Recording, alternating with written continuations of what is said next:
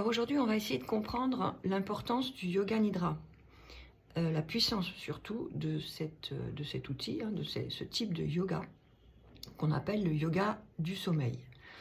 Alors bien sûr, on appelle ça le yoga du sommeil parce qu'il nous permet de passer ou d'obtenir un état de sommeil, mais en étant conscient. Donc être conscient de dormir, c'est quand même quelque chose d'extraordinaire. C'est en fait le but de la plupart des sages. Lorsqu'on reste dans un état de conscience permanent, y compris dans le sommeil, on obtient ce qu'on appelle la réalisation. Donc il faut d'abord comprendre un peu comment fonctionnent les états de conscience. Donc ils sont décrits en physiologie, en philo, en psychologie. Ils sont décrits par surtout en physiologie, par les ondes cérébrales. Donc on a un état conscient dominé par des ondes bêta, où on est absolument conscient de notre environnement à travers nos 5 sens. 5 sens.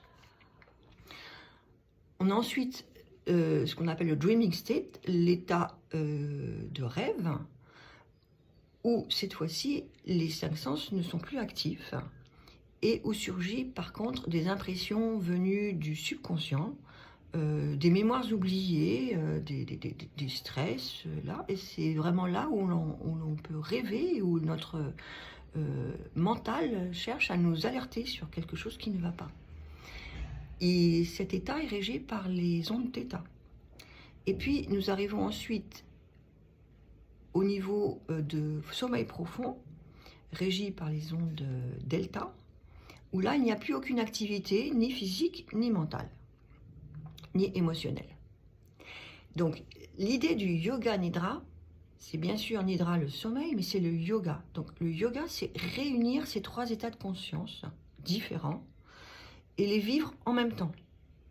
Donc, être en même temps dans un état de sommeil tout en étant vigilant, en étant conscient. C'est ce qu'on appelle aussi l'intégration de tous les états de conscience. L'intégration de toutes les possibilités qui nous sont offertes. Et cette intégration de tous les fonctionnements du mental et au-delà du mental vont nous amener à la porte de la conscience suprême. On dit que le yoga nidra, c'est la porte vers un état, turiya, un état de conscience très ouvert, ou comment dire, approfondi de conscience. Pour cela, on va commencer bien sûr dans toute séance du yoga nidra par travailler sur les 5 sens, pour justement petit à petit les endormir.